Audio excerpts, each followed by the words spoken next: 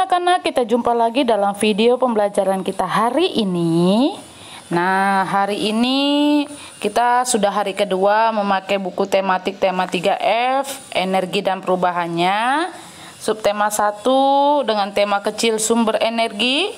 Dan saat ini kita akan mempelajari pembelajaran 3 sampai 4. Baik, di halaman 16 coba anak-anak buka buku tematiknya halaman 16 pembelajaran 3. Ada satu cerita tentang aliran air sebagai sumber energi. Aliran air sebagai sumber energi. Nah, pernah nggak anak-anak memperhatikan aliran sungai? Nah, air sungai mengalir ke suatu arah atau satu arah. Air sungai dapat mengalir karena memiliki sifat benda cair. Nah, air sungai mengalir dari tempat yang tinggi di pegunungan menuju ke tempat yang rendah di muara sungai. Nah, di daerah pegunungan, sungai mengalir dengan deras. Hal ini karena banyak tebing yang dilalui aliran sungai. Dan aliran air dapat menghanyutkan benda maupun menghancurkan batu yang menghalanginya. Nah, hal inilah yang menunjukkan bahwa aliran air memiliki energi, ya. Sehingga energi itu merupakan energi kinetik aliran sungai. Semakin mendekati muara, aliran sungai semakin melemah arusnya, ya. Nah, namun aliran sungai yang lemah masih memiliki energi. Nah, benda-benda yang ringan dapat terbawa oleh arus aliran sungai yang lemah tadi. Apa sih contohnya? Nah, contohnya perahu kertas yang kita mainkan atau daun yang jatuh di sungai. Ini dia contohnya ya. Oke, kita akan masuk ke Ayo Berlatih halaman 17. Ini dia. Nah, Miss sudah kasih tanda nih. Untuk nomor 1, 2, 3, 4, 5. Jadi yang pertama, gerakan air terjun dipengaruhi oleh gaya gravitasi bumi. Yang kedua, sungai mengalir menuju ke muara sehingga airnya masuk ke laut. Ya, semua air itu nanti menuju ke laut. Yang ketiga, untuk mengatur aliran sungai maka dibangun bendungan yang bermanfaat bagi pertanian. Dan yang keempat, batang pohon dapat terbawa arus sungai karena aliran sungai memiliki energi. Dan yang terakhir, yang kelima, di hulu sungai di pegunungan, salah satu sumber air sungai adalah mata air. Nah, sungai merupakan sumber energi. Alirannya dapat dimanfaatkan untuk jalur angkutan air. Contohnya rakit, perahu.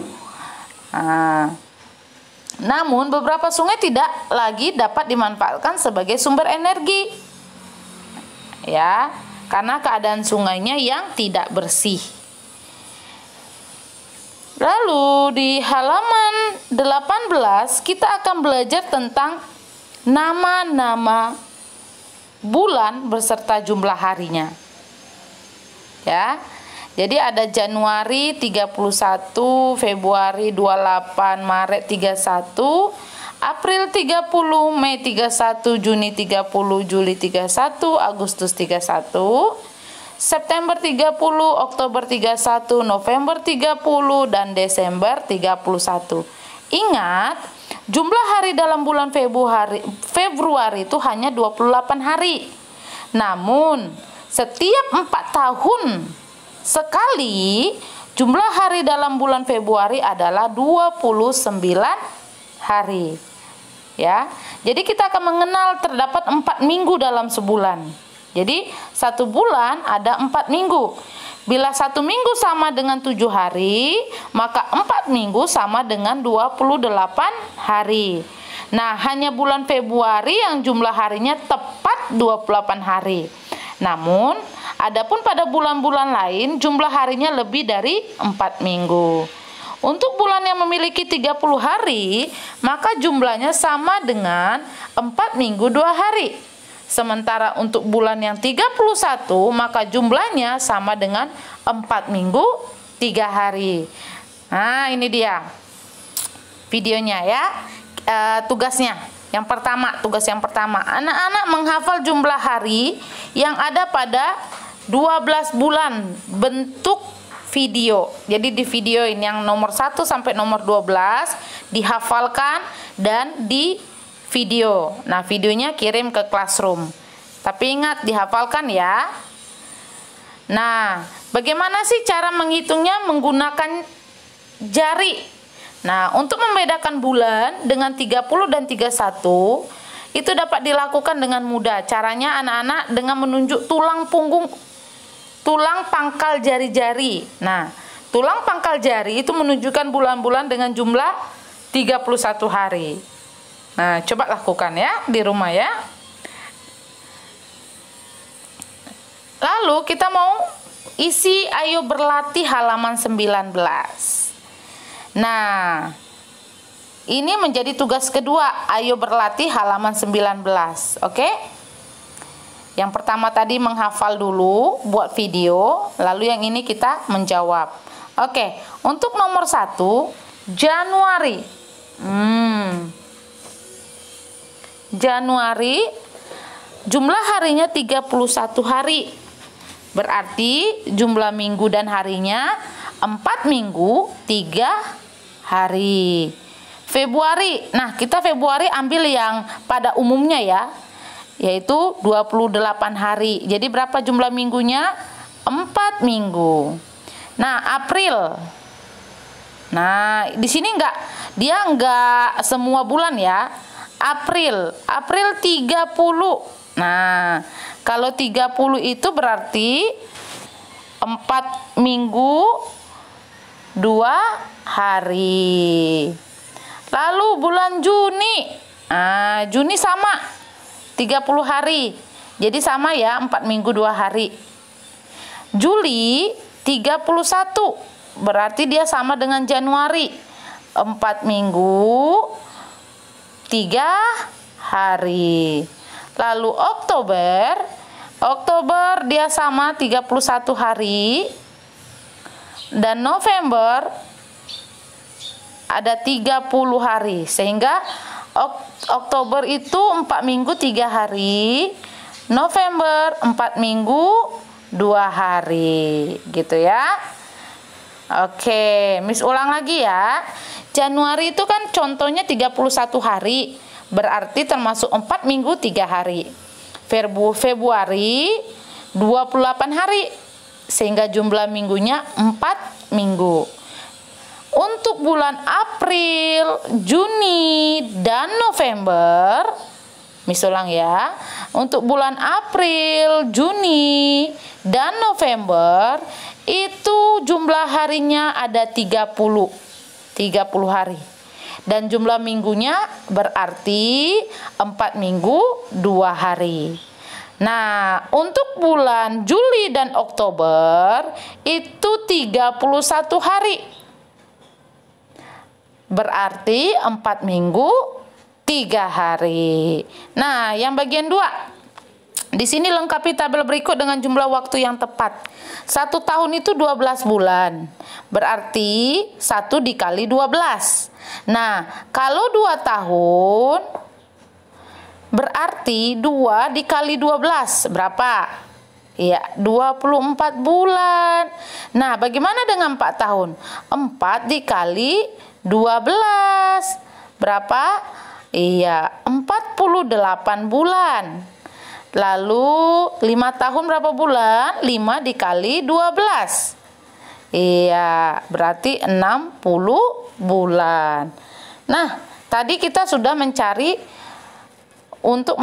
tahun ke bulan. Sekarang kita mencari dari minggu ke hari. Contoh, 1 minggu itu 7 hari. Berarti 1 dikali 7 ya. Semuanya nanti dikali 7 karena 1 minggu itu 7 hari. Lalu 2 minggu berapa hari? 2 kali 7, 14. Jadi 14 hari. 4 minggu, 4 dikali 7 berarti 28 hari. Nah, yang 5 minggu, 5 kali 7 yaitu hari. Nah, itu ya untuk tugas hari ini ya. Miss ulangin lagi ya. Yang bagian 2. 1 tahun itu ada 12 bulan. 2 tahun 2 kali 12. Nah, 4 tahun 4 kali 12. 5 tahun 5 kali 12. Nah, anak-anak cari ya. Lalu untuk 1 minggu itu 7 hari, berarti 1 kali 7. 2 minggu 2 kali 7. 4 minggu 4 kali 7. Dan 5 minggu 5 kali 7. Nah, ketika cerita di situ ada anak-anak di perumahan Cika juga ikut membersihkan sungai, mereka mengangkat sampah sesuai dengan kemampuan mereka. Sambil bekerja, mereka bernyanyi. Nah, ada lagu loh ketika membuang sampah. Seorang Ateh Mamuk menciptakan sebuah lagu. Nah, yaitu dengan berjudul Membuang Sampah. Ini dia, ini ya, lirik lagunya diciptakan oleh Ateh Mahmud. Nanti ini akan diperdalam ketika anak-anak belajar musik. Oke? Oke. Nah, kita sudah masuk ke pembelajaran 4. Di sini ada ayo berolahraga. Jadi ini misalnya sekilas untuk menjelaskan, tapi nanti akan diperdalam waktu anak-anak belajar PI, ya. Nah, di minggu lalu kita sudah belajar gerakan senam, ya. Gerakan senam di sekarang halaman 21. Nah, lanjutan gerakan yang minggu pembelajaran 1 sampai 2. Ya, jadi sekarang itu kita mempelajari gerakan yang ke-4 sampai ke-8. Nah, di halaman 21 itu kita mempelajari gerakan 4 dan 5. Nah, bisa dilihat ya. Nah, jika di video kemarin pembelajaran 1 sampai 2 itu di halaman 11 sampai halaman 12 itu menjelaskan gerakan senam irama simpainya gerakan 1 sampai 3. Lalu di halaman 22 itu ada gerakan 6 sampai gerakan 7. Nah, itu dia. Gerakan 6 sampai gerakan 7 di halaman 22. Ya. Nah, dan terakhir di halaman 23 itu ada gerakan ke-8. Oke? Nah, ada gerakan ke-8, ada hitungan-hitungannya ya. Nah, setelah berolahraga, murid-murid harus melakukan pendinginan. Nah, sebelum berolahraga jangan lupa anak-anak melakukan pemanasan agar tidak terjadi cedera. Oke? Oke. Lalu kita masuk dalam materi kita tentang energi angin pada halaman 24. Nah, di sini ada cerita energi angin. Nah, pada pembelajaran terdahulu kan kita sudah mengenal angin, ya kan? Bagaimana sih pembentukan angin? Nah, pembentukan angin disebabkan adanya perbedaan suhu di permukaan bumi. Nah, akibat perbedaan tersebut, udara akan mengalir dari tempat yang dingin ke tempat yang panas. Nah, aliran udara ini yang kita kenal sebagai angin. Nah, terdapat 3 hal utama loh pada angin.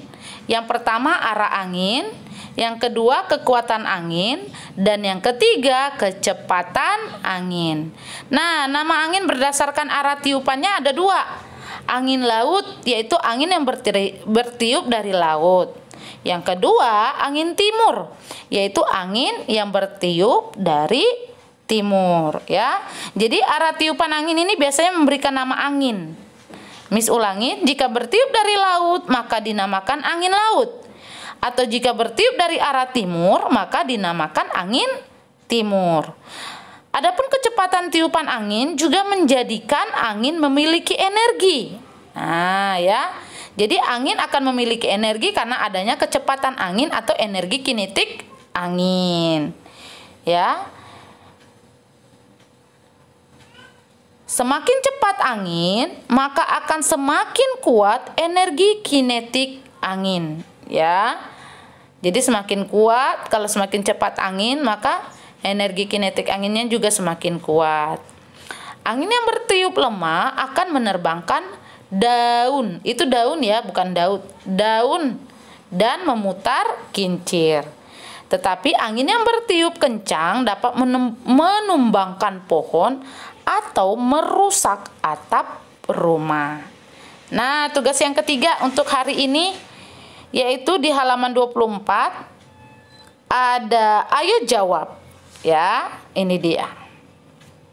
Ayo jawab. Kita akan sama-sama jawab. Yang pertama, apa yang menyebabkan terbentuknya angin? Nah, terbentuknya angin tadi sudah Miss jelaskan di sini disebabkan adanya perbedaan suhu di permukaan bumi.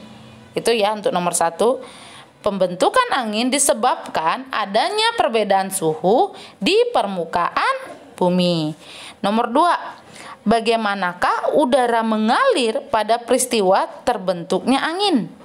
Nah, udara yang mengalir dari tempat yang dingin ke tempat yang panas. Miss ulang ya. Nomor 2, udara yang mengalir dari tempat yang dingin ke tempat yang panas. Nomor 3, jelaskan 3 hal utama pada angin. Nah, ini untuk nomor 3 ya. Ada 3 hal utama pada angin. Yang pertama arah angin, yang kedua kekuatan angin, dan yang ketiga kecepatan angin. Nomor 4, sebutkan nama-nama angin yang lain berdasarkan arah tiupannya. Nah, ini tadi. Angin berdasarkan arah tiupannya ada 2. Angin laut dan angin timur. Ya. Nah, jika bertiup dari laut, maka dinamakan angin laut. Jika bertiup dari timur, maka disebut dengan angin timur. Nomor 5. Apa yang menyebabkan angin memiliki energi?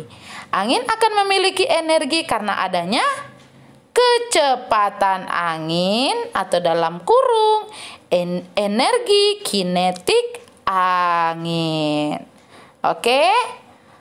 Wah, sudah kita jawab ya untuk halaman 24. Oke, jadi Miss harapkan nanti ketika kita ketemu di Zoom, nah anak-anak bisa menjawab pertanyaan yang akan Miss berikan. Lalu, angin memiliki energi tadi kan? Nah, sehingga angin dapat dimanfaatkan. Nah, untuk apa saja sih manfaat angin? Yang pertama untuk memutar kincir. Yang kedua berolahraga. Namun, angin yang bertiup kencang seperti puting beliung dapat mendatangkan bencana loh. Nah, dapat mendatangkan bencana. Bencana angin kencang disebabkan oleh pemanasan global. Jadi pemanasan global itu diakibatkan oleh kerusakan lingkungan dan pencemaran. Itu yang pertama, sehingga suhu bumi meningkat. Yang kedua, penggunaan listrik yang berlebihan. Nah, penggunaan listrik yang berlebihan itu juga bisa menyebabkan pemanasan global loh. Jadi, lihat ya apa yang dipakai di rumah. Kalau tidak perlu, lebih baik dimatikan arus listriknya. Karena peningkatan suhu bumi dapat membuat angin bertiup lebih kencang. Nah, ini dia akibat pemanasan global. Pertama, terjadi perubahan iklim. Yang kedua, kekeringan akan terjadi di mana-mana. Dan yang ketiga, meningkatkan suhu di bumi, sehingga menyebabkan pergantian musim menjadi tidak stabil. Nanti tiba-tiba nanti hujan, tiba-tiba nanti panas. Ya, itu karena tidak stabil. Seperti ini gambarnya. Nah, kalau yang ada banyak daun, awannya putih, langitnya biru, ada rumput-rumput, ini adalah keadaan bumi ketika bumi ini tidak mengalami pemanasan global. Tetapi ketika bumi mengalami pemanasan global, maka akan ada tampak di sebelah. daunnya sudah rontok semua atau sudah layu, tanahnya pecah-pecah. Nah, lalu keadaan langitnya akan kuning, oranye, kemerah-merahan gini. Ya, itu keadaan kalau sudah pemanasan global. Lalu bagaimana cara kita menanggulangi pemanasan global? Ini dia. Yang pertama, melakukan penghematan listrik. Yang kedua, mengurangi penggunaan kendaraan bahan bakar fosil. Dan yang ketiga, menanam pohon. Nah, oleh karena itu, kita harus mencegah terjadinya pemanasan global. Nah, mari kita mulai dengan menjaga lingkungan kita. Dan kita semua bertanggung jawab akan kelestarian lingkungan kita ya. Oke? Oke. Nah, di halaman 26, bagaimana sikapmu? Coba anak-anak checklist ya. Checklist untuk sikap menjaga kelestarian lingkungan. Kita mulai titik yang pertama. Melakukan daur ulang barang yang tidak terpakai. Oke, checklist. Nomor 2, titik yang kedua, memusnahkan sampah dengan membakarnya. Checklist. Titik yang ketiga, mengajak teman untuk berhemat listrik. Checklist. Yang keempat, menanam tanaman di halaman rumah. Checklist. Dan titik yang kelima, menggunakan banyak kantong plastik. No cross. Oke? Video pembelajaran kita hari ini sudah siap. Anak-anak jangan lupa mengerjakan tugasnya tadi yang sudah kita kerjakan untuk dikirim ke classroom. Oke? Sampai jumpa dalam video pembelajaran kita selanjutnya. Bye bye.